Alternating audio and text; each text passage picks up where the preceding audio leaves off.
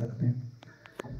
लेकिन आज से ठीक 2.5 महीने पहले सुरेश भाई से मेरी बात हुई, और जब मुझे पता चला, क्योंकि मुझे पता नहीं था सुरेश को भी कभी कैंसर हुआ था, हम एक ही गांव से हैं, दिनेश भाई हमारे छोटे भाई हैं, तो मुझे पता नहीं था पहले कि सुरेश को कभी कैंसर हुआ था, क्योंकि मैं काफी टाइम से पहले रोहतक रह रहा था शहर में, फिर चंडीगढ़ शिफ्ट कर लिया, अभी पंचकुला ही है।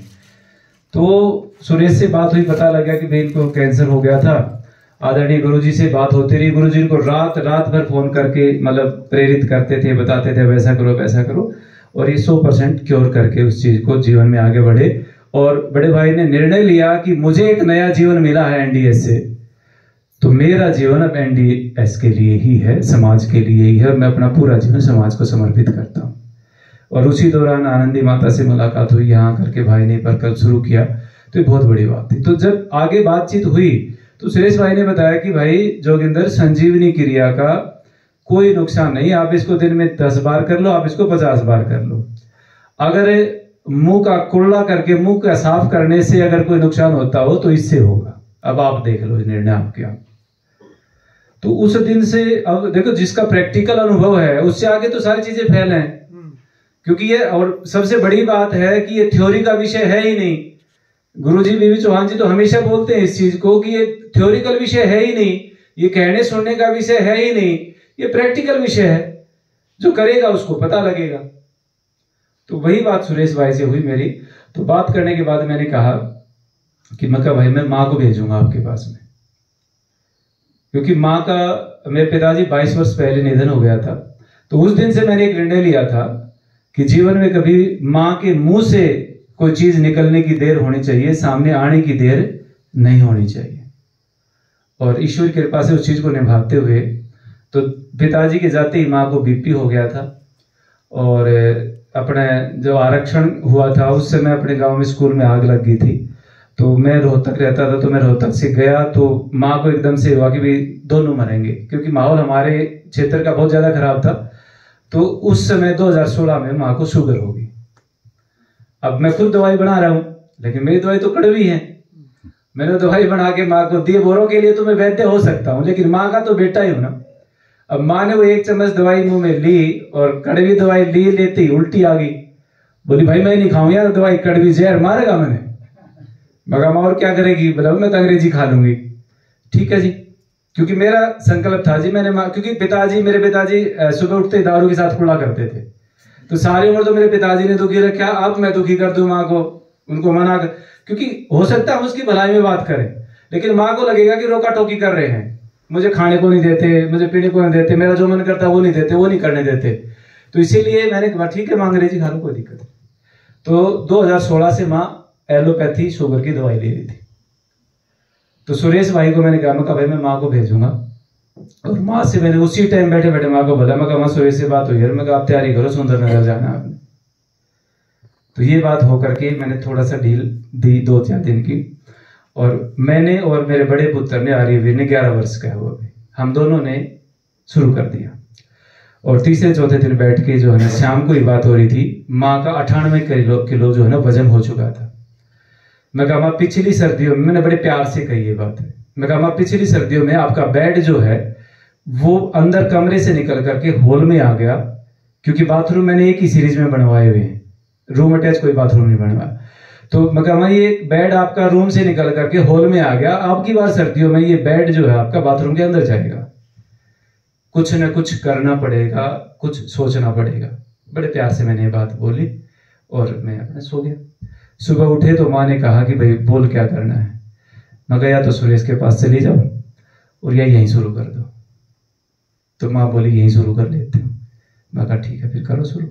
तो माँ ने उस दिन से शुरू कर दिया। आज 2 महीने 7 दिन पूरे हो चुके हैं माँ को करते हुए, और 16 किलो वजन कम हो गया है। और बीपी और शुगर की जो दवाई ले रही थी सुरेश को तो पता, बात होती रहती है हमारी, तो वो मेरे ख्याल से 20वें या 21वें दिन मेडिकल स्टोर पे जाकर के आर्यवीर रुद्रवीर दोनों पुत्र को वापस दिया है, एक भी गोली उसके बाद नहीं थी। तो ये तो थी जी घर की बात।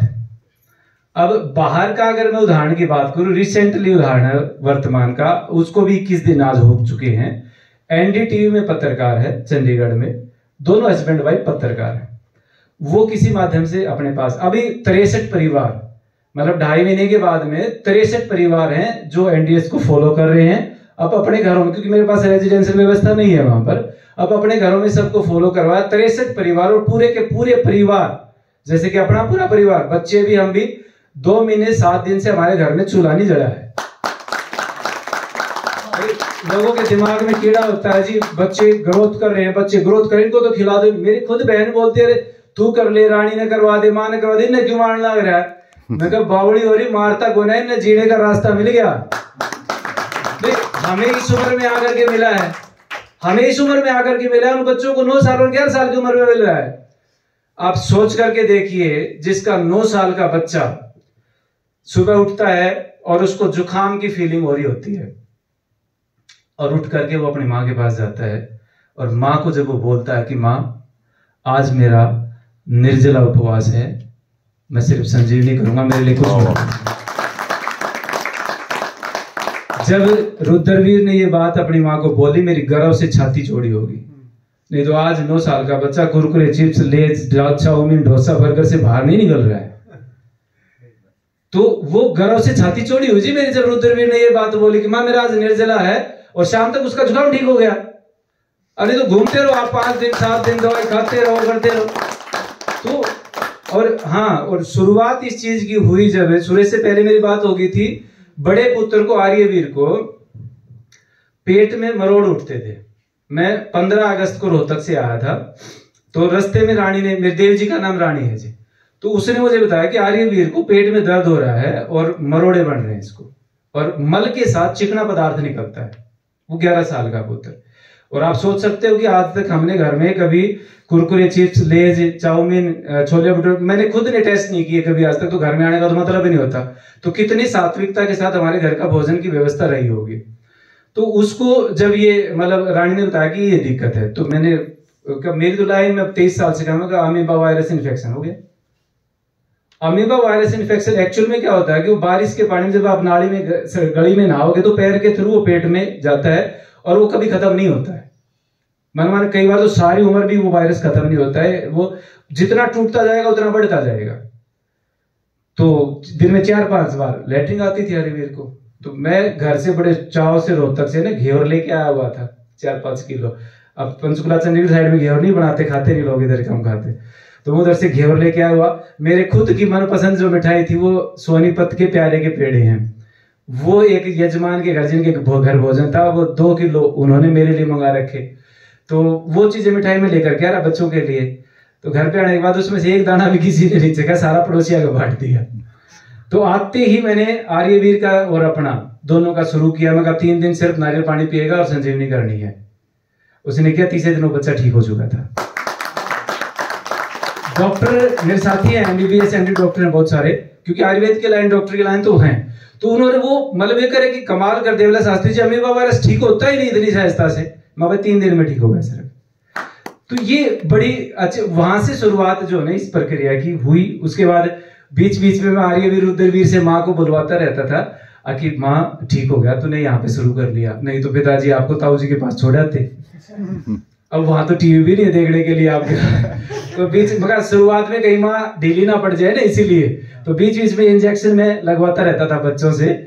और वो प्रक्रिया पूरी हो गई, और अभी आज 2 महीने 7 दिन हो गए पूरे। और अब माँ बोलती है कि भाई जब तक मेरी जो बहन है नीलम, उषा, अनिता जैसे, भाई जब तक उन जितनी उम्र की नहीं हो जाऊंगी छोड़ूंगी नहीं इसे। मतलब और उनको भी मैंने बोल दिया, जिस दिन तुम्हारी बड़ी बहन जैसी लगेगी माँ, उस दिन तुम्हारे पास लेकर के आऊंगा इसको। और 70 वर्ष की माँ की आयु है इस समय। तो ये तो थी बात खुद के अनुभव की।